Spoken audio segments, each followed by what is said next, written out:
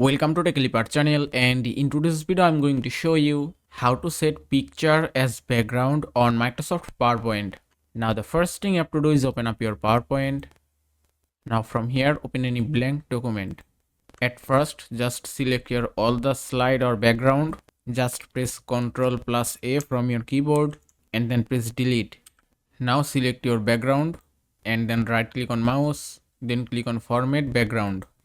After that just select picture or texture fill. Just select the option and here you can find picture source option. Just click on insert and then choose any option. You can choose from a file, stock images, online pictures and from icons. If I select stock images and then choose any picture that you want to set as background. If I select it and then click on insert, and that's it. You can see the picture has been set successfully as the background. Now it's your main slide background, and that's it.